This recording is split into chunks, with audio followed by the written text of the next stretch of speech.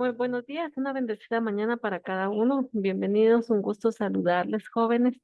Vamos a continuar en el desarrollo de nuestras actividades.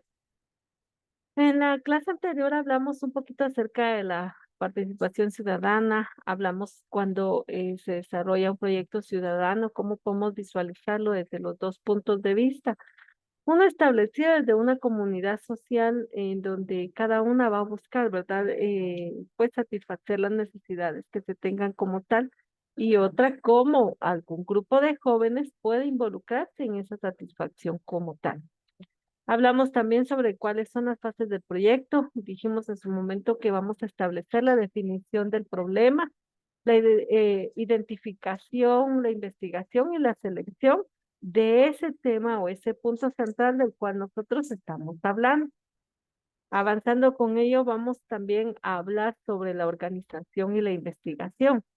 Estas son fases que se van a llevar a cabo.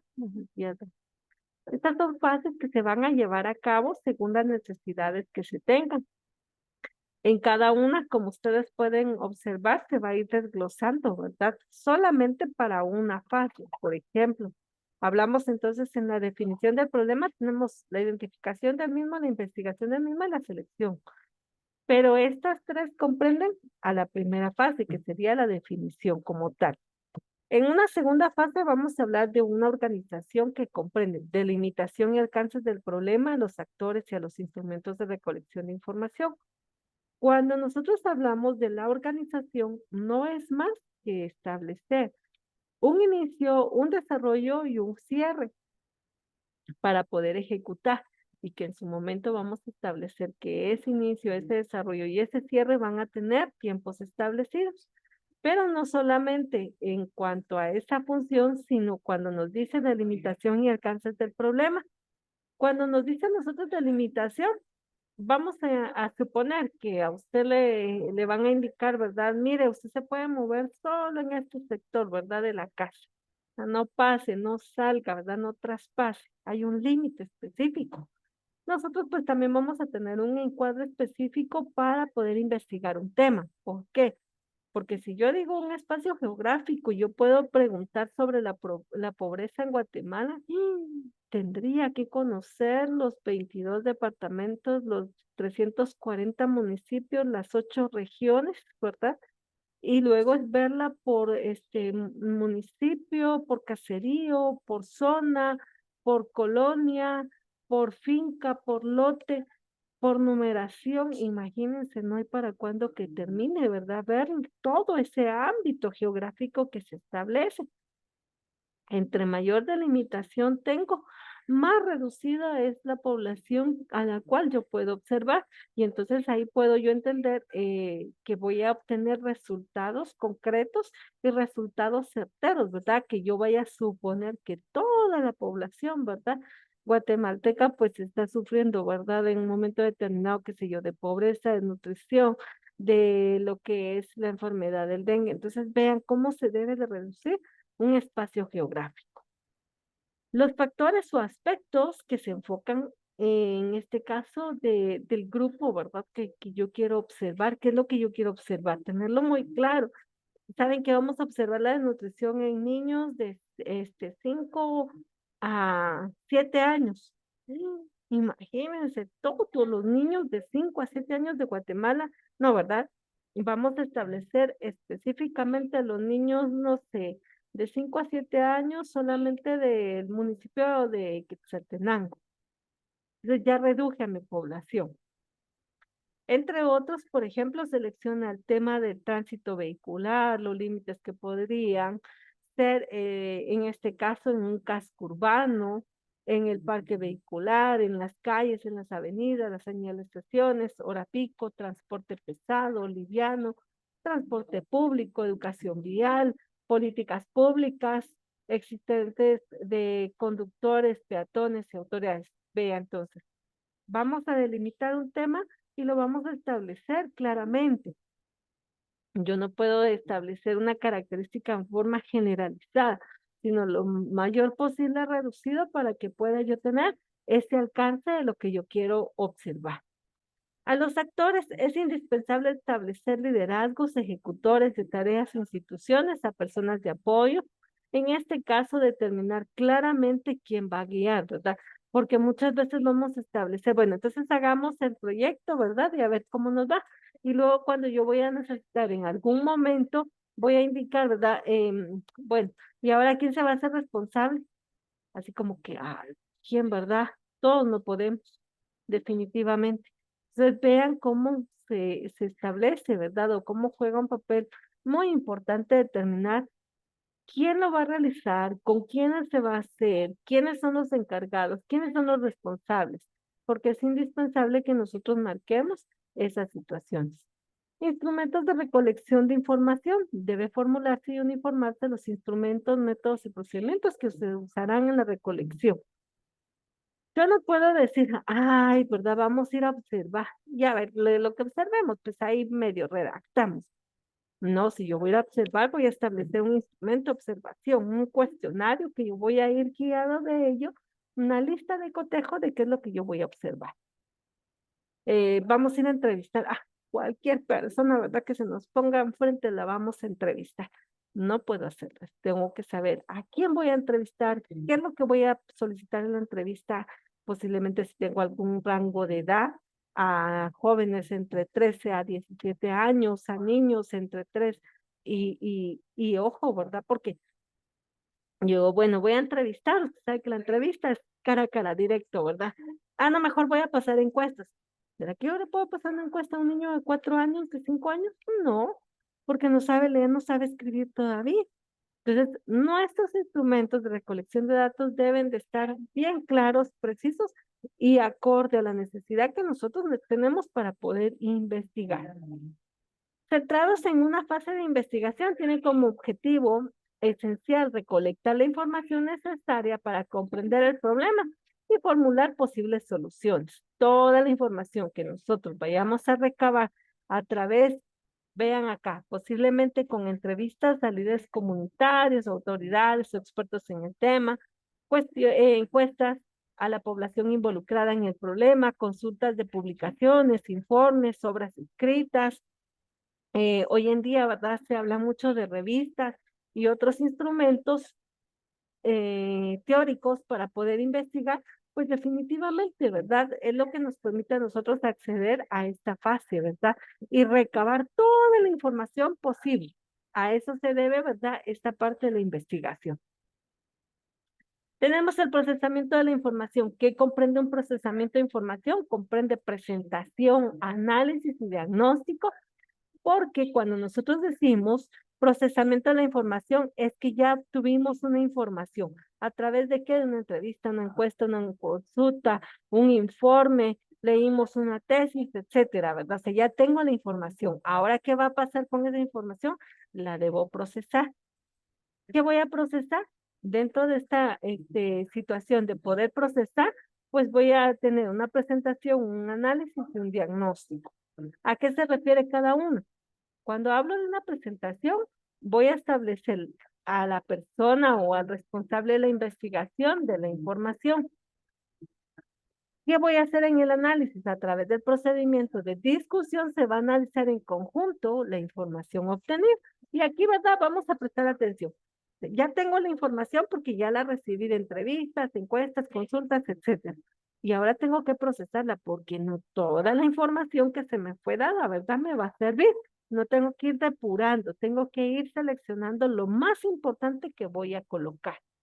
Luego tenemos un diagnóstico. De acuerdo a este diagnóstico son las discusiones que se han emitido en un diagnóstico para describir una situación. Entonces, como ya de pura información, ¿verdad? Ya puedo formular un diagnóstico. Aquí en Quetzaltenango alguien va a salir y va a decir, ay, ¿verdad? Qué frío. Y va a ver el cielo y va a decir, ay, miren, el cielo está nublado. Es posible que vaya a llover. Es más, me atrevería a decir que ya no tarda en llover en cuestión de media hora.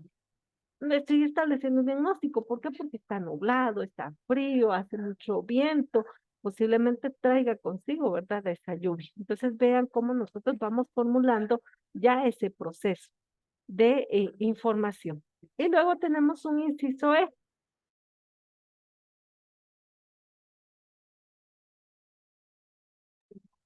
Dentro de este inciso, vamos a escuchar a la formulación de soluciones. Como ya vi posibles causas que generen un problema, ahora tengo que procesar posibles soluciones. Y las posibles soluciones en algún momento pueden ir enfocadas a políticas públicas existentes, variabilidad de solución o alternativas de solución. Muy bien, en la formulación de soluciones, el procesamiento de la información debe facilitar la formulación de la hipótesis, es decir, las soluciones al problema. Cuando nosotros hablamos de posibles soluciones, es que no significa que puede haber una única, ¿verdad? Sino pueden variar, pueden haber como tal varias y que en algún momento vamos a encontrar, ¿verdad? Que estas varias pues son indispensables. Si no me funciona un plan A, me tiene que funcionar un plan B, y si no me funciona un B, tiene que haber un plan C, un D, y empiezo, ¿verdad? Con todo el abecedario, porque eso es lo que se establece. La generación de las propuestas de solución deben considerar algunos aspectos. Dentro de las políticas públicas existentes, al tomar en cuenta este factor, es posible establecer si la solución es factible o es necesario modificar o sustituir la respuesta.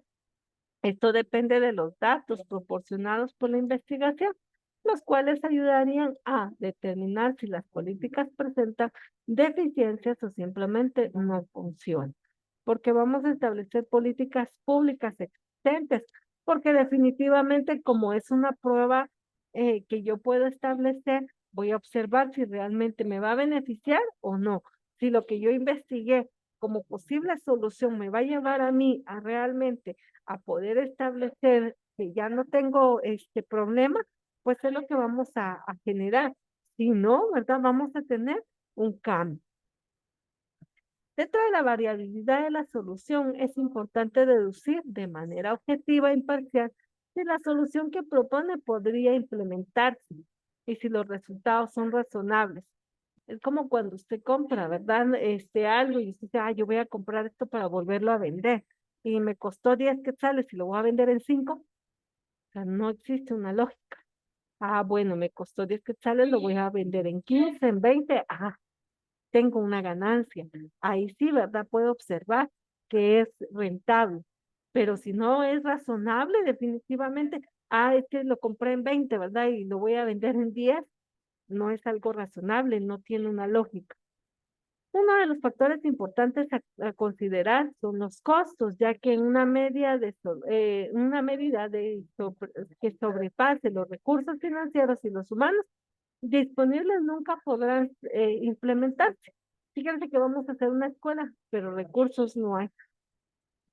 Y ahorita vamos a gastar unos 300,000 para hacer la escuelita, pero solo hay 50,000. ¿Será que es viable eso? No, ¿verdad? Salvo el caso que ya se esté buscando. Entonces, esas alternativas de solución, miren, hagamos una rifa y de esa rifa obtengamos otros 50,000, miren, vamos a ir a pedir ayuda, ¿verdad? A las ONGs y nos van a dar otros 100,000. Ah, ahí ya estoy buscando esa alternativa de solución o una variación en varias soluciones que me puedan permitir a mí, ¿verdad? Generar una solución a este conflicto. Continuando, dice alternativas. Siempre es recomendable analizar las opciones disponibles para elegir. Se ajusta a una realidad y se ajustará, ¿verdad? A los resultados que permite tener el éxito.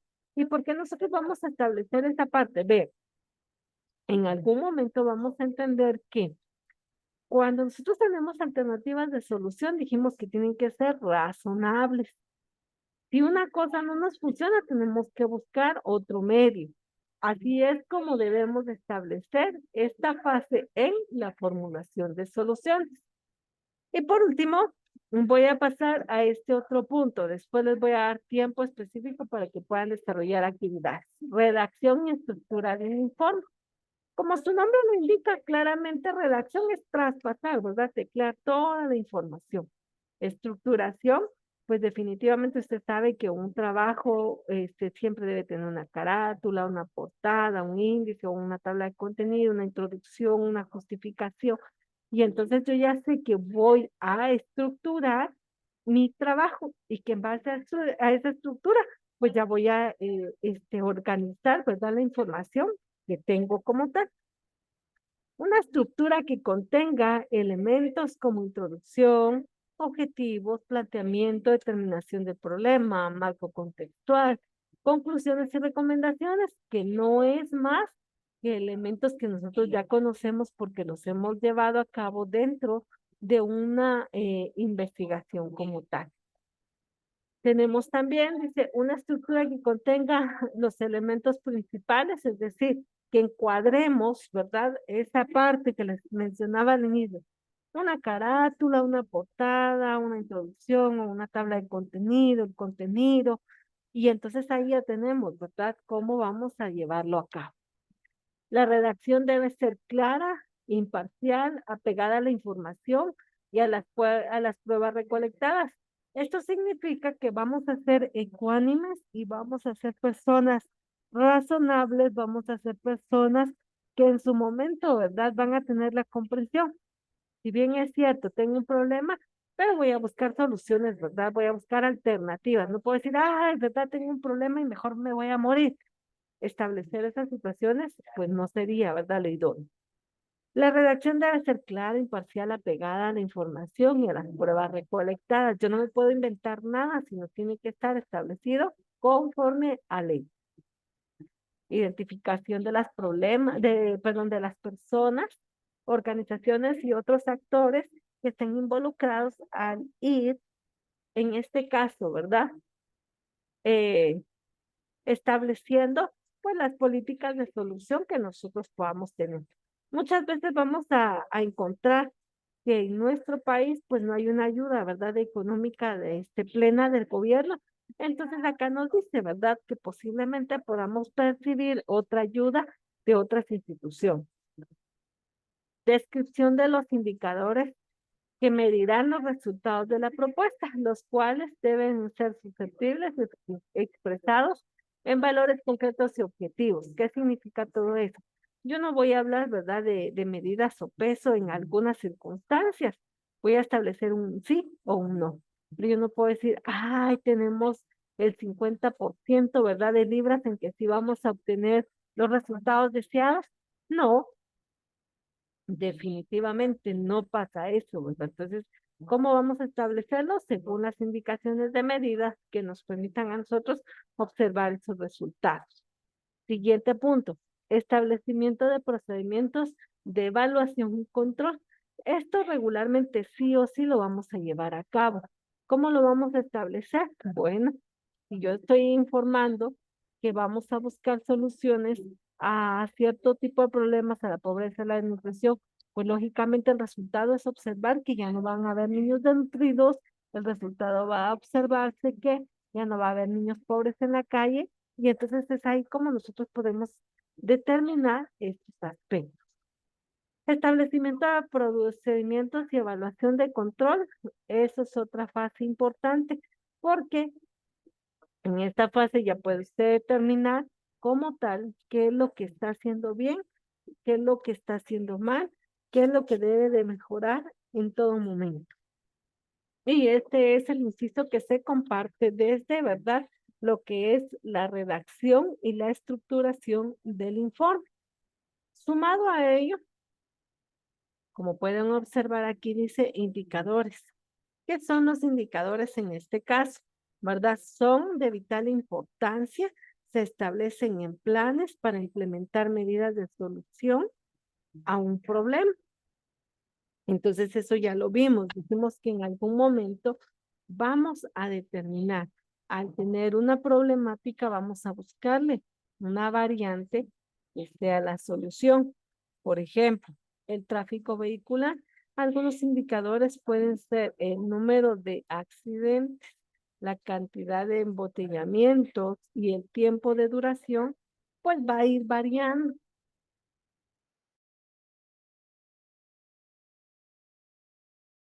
Entonces acá podemos observar, ¿verdad? Dice entonces, se recuerda cuando dijimos que el tráfico, ya sea de las calles, de las colonias, de la ciudad, etcétera, buscan, ¿verdad?, satisfacer una necesidad, evitar toda esta aglomeración que se puede observar en la imagen como tal, porque en algún momento, pues, tenemos la necesidad, ¿verdad? Todos de anotar o tenemos la necesidad, ¿verdad? De resaltar que en algún momento, ¿verdad? Existe un caos vehicular. Vean acá, ellos vienen bien, ¿verdad? Ellos vienen bien en su vía. Aquí definitivamente ya no, aquí ya no, aquí tampoco. Y vean entonces cómo nosotros debemos de ser responsables para buscar alternativas de solución. Muy bien, chicos, ustedes me indican por favor si tienen alguna duda, algo que quede inconcluso.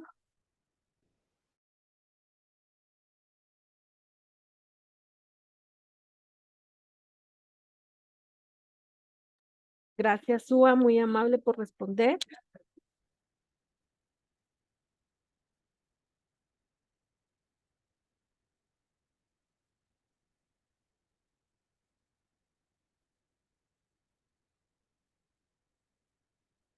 Muy bien, entonces les indicaba a mis hijos, vamos a dejar establecido en este caso hasta esta página y en la próxima vamos a continuar. Tenemos presentación y divulgación de la información en sí técnica y representativa, cómo la obtuvieron o de qué instituciones la obtuvieron y algunos factores de los ciudadanos, que es lo que vamos a ver en la próxima clase.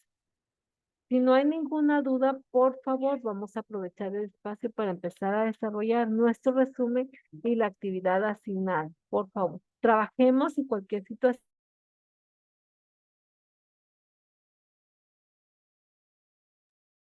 Trabajemos, por favor, chicos, y cualquier situación me lo pueden hacer saber.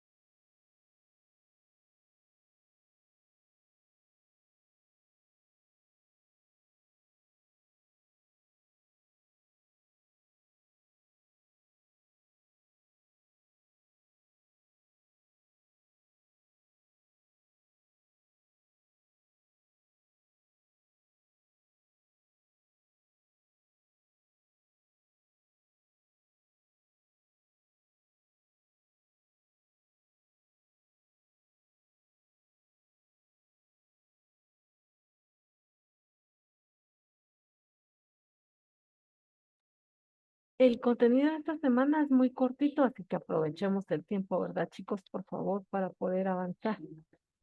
Vamos a quedarnos hasta aquí y nos vamos a conectar en la próxima clase, por favor, que tengan un feliz día.